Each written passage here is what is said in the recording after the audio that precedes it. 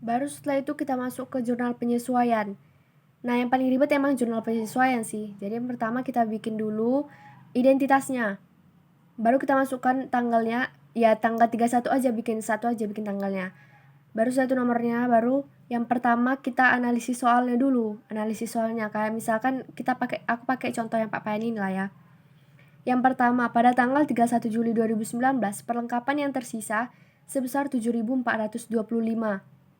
7.425.000. Nah, kita tengok di neraca saldonya, dia dicatat sebagai apa?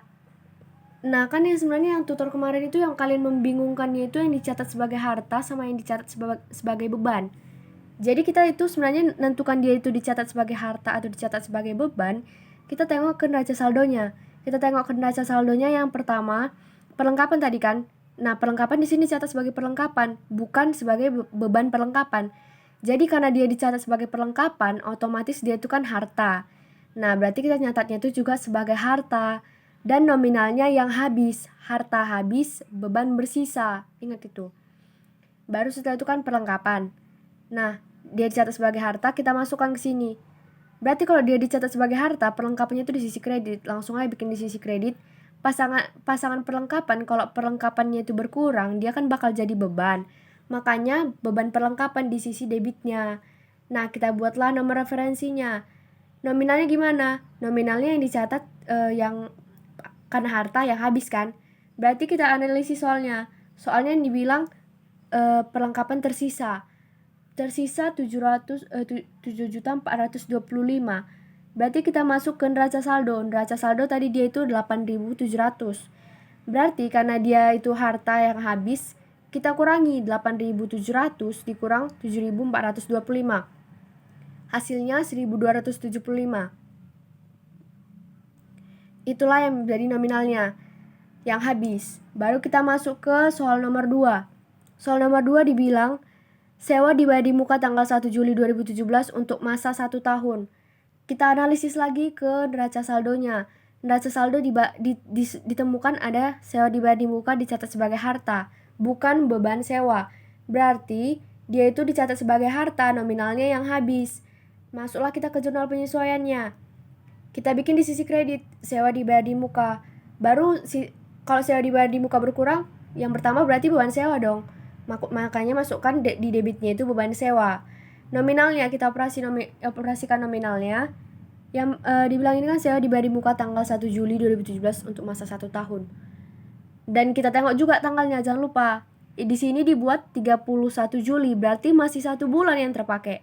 1 bulan yang terpakai untuk kurun waktu 1 tahun. Berarti 1/12 dikali sama nominal sewa dibayar di muka. Sewa dibayar di muka di sini 7.200.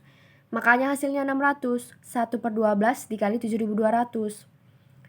Baru kita nomor referensinya analisis lagi lah pokoknya. Baru masuk ke soal nomor 3.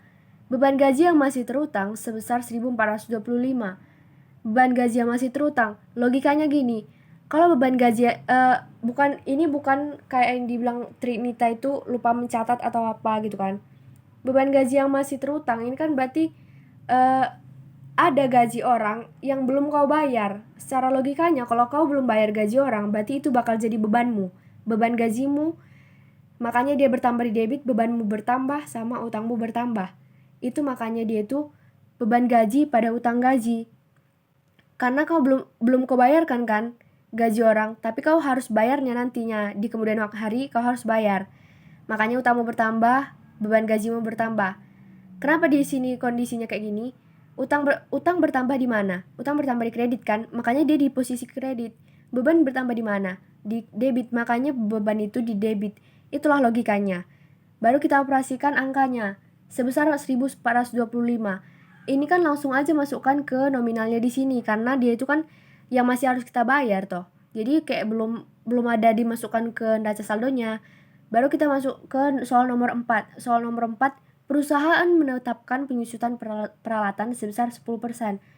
Masuklah kita ke neraca saldo. Ternyata nggak ada di sini penyusutan peralatan yang lain-lainnya. Tapi kita bikinlah. Kalau penyusutan peralatan ya, dia itu langsung aja jurnal penyesuaiannya itu beban penyusutan peralatan pada akumulasi penyusutan peralatan. Makanya di sini langsung kita masukkan 10% tadi katanya kan, 10% dari peralatan, masukkanlah 10% kali peralatan itu. Nah ini 10% menunjukkan penyusutan sebesar 10%. Peralatannya kan 15.000 kali 10% berarti langsung aja lah 1.500 di sini. Baru masuk ke soal nomor 5. Penyusutan kendaraan sebesar 10%. Kita masukkan lagi beban penyusutan kendaraan pada akumulasi penyusutan kendaraan. Baru kita analisis angkanya. 10% itu dikali sama yang di neraca saldo.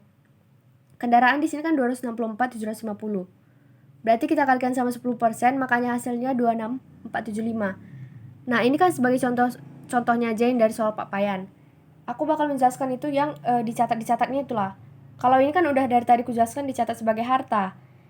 Nah, sebagai contoh, kalau misalkan dia dicatat sebagai beban itu kayak mana? Jadi kayak gini, misalkan dibilang di neraca saldo dia itu dicatat sebagai beban sewa. Dan sewa kayak misalkan sewa berkurang sebesar misalkan untuk 1 tahun sewa yang udah habis itu sebesar 3 bulan. Berarti 12 kurang 3 tersisalah 8 bulan. Tersisa 8 bulan berarti karena dia dicatat di neraca saldo sebagai beban sewa, kita masuk ke jurnal penyesuaiannya itu dicatat sebagai beban kan? Berarti sewa dibayar di muka pada beban sewa. Beban sewanya itu yang justru dikredit, sewa dibayar di mukanya itu yang di bagian debitnya. Nominalnya itu yang bersisa karena tadi kan udah habis 3 bulan. Untuk 1 tahun berarti 12 bulan. Berarti yang tersisa ada 8 bulan. 9 bulan. Berarti yang tersisa ada 9 bulan. 9 bulan inilah per 12 dikali sama nominal beban sewanya itu nanti. Itulah sebagai contoh kenapa bagaimana dia dicatat sebagai beban. Nominalnya yang bersisa gitu.